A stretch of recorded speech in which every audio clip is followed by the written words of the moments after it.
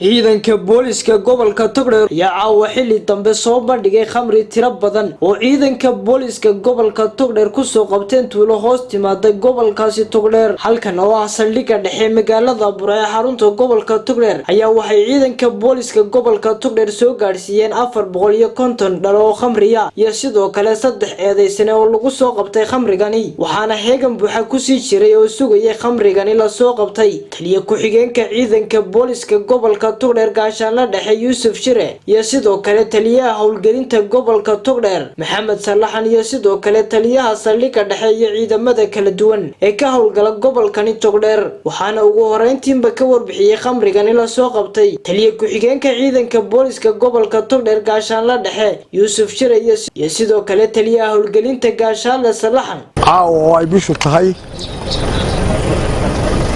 bishii 12 kowdeedii waxaan howlgal xoogan ciidanka booliska gobolka Togdheer oo ku soo qabtay khamri dhan 451 litir iyo baabuurkii siday wuxuu kala ku qabtay 3 eedeysane saddexda eedeysane oo uu ka mid yahay ninkii ganacsadaha weyn qamriga caanka ahaa iska miirshe ninkaasoo maaragtay ah ragga ku caan baxay ganacsigiisa ragga maaragtay muddooyinka badanna ku xidhnaa bariyo dhaweyto la soo xabsiga ka dhamaaday soo baxay shaqadiisina halkii ka bilowday ilaahay ayaa subxaanahu wa tacaala gacanta dib loogu soo geliyey isagii iyo laba muxuu ahaa shaqaalihiisii ayaa gacanta lagu soo dhigay waxa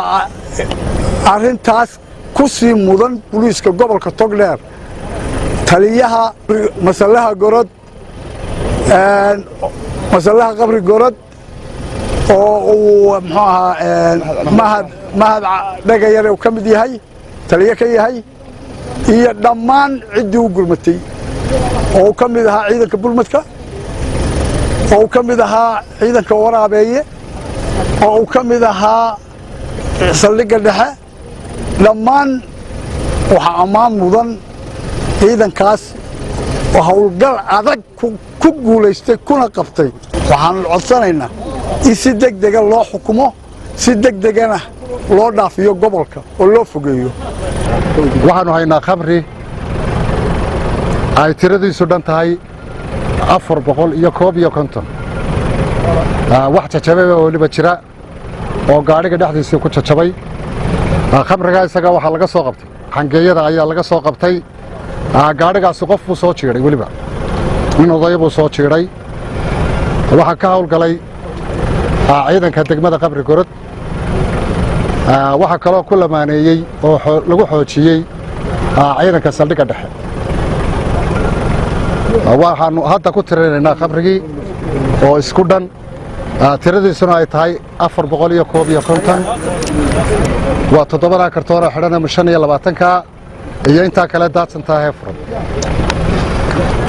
waxaanu uga degaynaa dadweynaha inay iska ilaaliyaan maandooriyaha khamriga sida xashiishada iyo wixii la mid ah ilaahay baa soo qabanaya allihii inna uuntay baa arkaya soo qabanaya hal iska ilaaliyo waxaan mahad u naqayaa sida ay dadweynaha reer Burco noola shaqeeyaan haday gobol joogan iyo haday degmo joogaanba waanu u mahadnaqaynaa dadka hadaan wada shaqeynin wax badan baa naga qarsoomay ciidanka booliska gobolka Togdheer ayaa markasta heegan adag ugu jira badbaadinta badqabka bulshadani magaaladani Burco maaha markii u horeysay ee soo qabtan khamri intan leeg balse waxay soo taraya dardargelinta howlaha amniga iyo sidoo kale soo qabashada khamrigani Maxamed Yuusuf Cabdullaahi Maxamed Wardi Somali Cable TV Burco.